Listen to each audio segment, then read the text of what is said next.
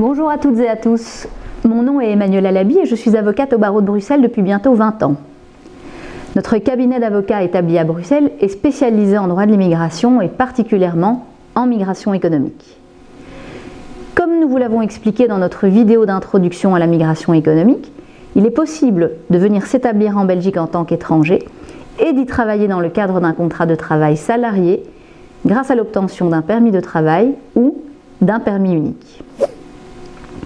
Dans cette vidéo, nous aborderons uniquement l'hypothèse du permis unique et de la carte bleue européenne. Ces autorisations sont délivrées pour des durées de travail supérieures à 90 jours. Si vous souhaitez venir travailler en Belgique pour des périodes inférieures à 90 jours, ou que vous souhaitez avoir des renseignements sur le permis unique ou encore d'autres hypothèses que nous n'aurons pas le temps d'aborder dans cette vidéo, nous vous invitons à lire l'article complet publié sur notre site internet et consacré au permis de travail et au permis unique. Alors, avant de rentrer dans le vif du sujet et d'envisager de demander un permis unique, nous vous recommandons de vérifier que vous remplissez au préalable 3 conditions incontournables. La première condition sine qua non est de déjà avoir trouvé un employeur qui soit basé en Belgique et qui désire vous engager. Un permis unique ou une carte bleue européenne ne pourra jamais vous être délivré en vue d'une recherche d'emploi, mais uniquement lorsque vous en aurez trouvé un. Votre futur employeur devra lui-même introduire une demande d'autorisation d'occupation auprès de la région compétente et vous ne pourrez donc en aucun cas échapper à cette condition puisqu'il s'agit de la procédure en vigueur.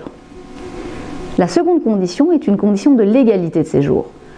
Vous ne pourrez pas introduire une demande de permis unique si vous êtes déjà en situation illégale sur le territoire ou même si vous êtes autorisé pour un séjour de moins de 3 mois dans le cadre d'un visa Schengen.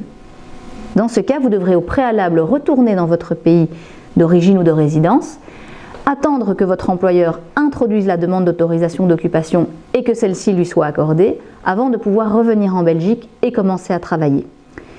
Les permis de travail ne constituent donc en aucune manière une façon de régulariser votre situation administrative en Belgique. Par contre, si vous êtes déjà autorisé au séjour en Belgique pour une période de plus de 3 mois, il vous sera impossible d'introduire cette demande à partir du territoire belge.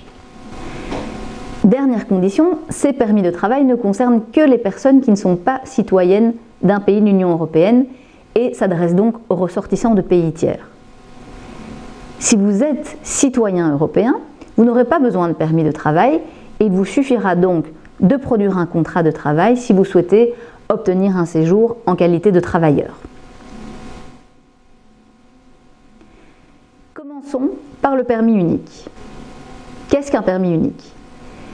Le permis unique constitue à la fois une autorisation de travail et de séjour qui sera délivrée aux ressortissants d'un pays tiers souhaitant travailler et résider en Belgique et à condition bien évidemment que ce dernier remplisse certaines conditions. Il est généralement délivré pour une période d'1 an renouvelable. Quelles sont les catégories de personnes concernées par le permis unique ? Alors, la loi belge définit de manière assez cadrée les catégories de travailleurs qui peuvent prétendre à un permis unique. Ces listes sont très longues, elles sont très complexes et donc nous ne pourrons pas toutes vous les présenter dans cette vidéo. Nous vous conseillons donc soit de consulter l'article publié sur notre site internet et consacré au permis unique, soit que vous-même ou même de préférence votre employeur prenne contact directement avec un avocat spécialisé comme notre cabinet. Sachez cependant qu'il existe 4 catégories principales qui sont prises en compte. La première catégorie, ce sont les travailleurs qui sont dispensés de permis de travail ou de permis unique.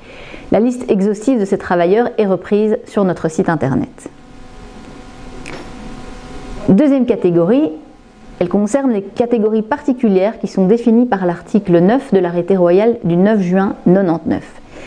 Vous verrez, si vous consultez cet article, que de nombreuses catégories de travailleurs y figurent et on y retrouve notamment le personnel hautement qualifié ainsi que le personnel de direction pour lesquels une condition de rémunération minimale est exigée et vous trouverez donc les montants exigés qui apparaissent sur votre écran.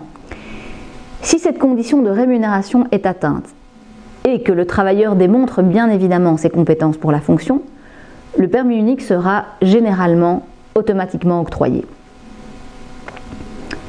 Troisième catégorie, Il s'agit des ressortissants de pays tiers ayant obtenu le statut de résident longue durée CE dans un autre État Schengen et, deuxième condition, qui exercent une profession en pénurie, un métier en pénurie. Alors, ces professions sont reprises sur des listes qui sont publiées par chacune des 3 régions.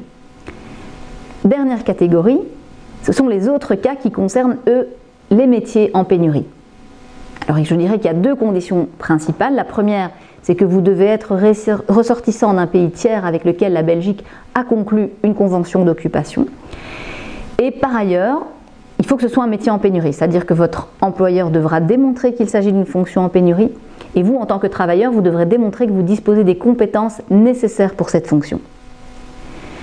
Dans certains cas, il sera possible, en cas de refus éventuel, d'introduire un recours et de demander au ministre compétent de déroger à l'une de ces 2 conditions pour des raisons dignes d'intérêt économique et social.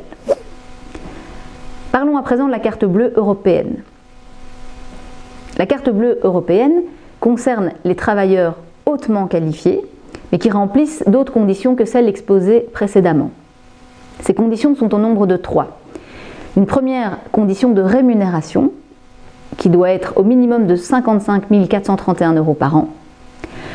La seconde condition, c'est que vous devrez produire un contrat de travail soit à durée indéterminée, soit d'une durée minimale de 1 an. La troisième condition est que vous devrez prouver et produire un diplôme prouvant que vous avez suivi plus de 3 années d'études dans l'enseignement supérieur. Certaines catégories sont cependant exclues. Je vais vous en citer quelques-unes à titre d'exemple. Il y a notamment les travailleurs détachés, les résidents longue durée, les chercheurs, les personnes sous protection subsidiaire, les demandeurs d'asile ou encore les travailleurs saisonniers. En pratique, le titulaire d'une carte bleue européenne bénéficiera d'une autorisation initiale d'une durée de 13 mois. Après 2 ans, le renouvellement sera alors accordé pour une nouvelle période de 3 ans. Au-delà de ces 3 ans, le travailleur étranger pourra alors solliciter une autorisation d'établissement, c'est-à-dire une autorisation de séjour illimitée sur le territoire.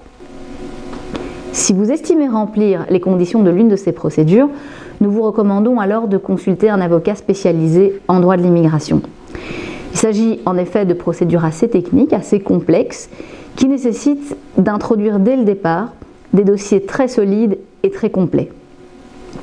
Nous serions bien évidemment ravis de vous accompagner dans ces démarches. N'hésitez pas à prendre rendez-vous avec nous ou à inviter votre employeur à prendre rendez-vous avec nous, soit via notre site web, soit par mail ou encore par téléphone. Et d'ici là, prenez bien soin de vous.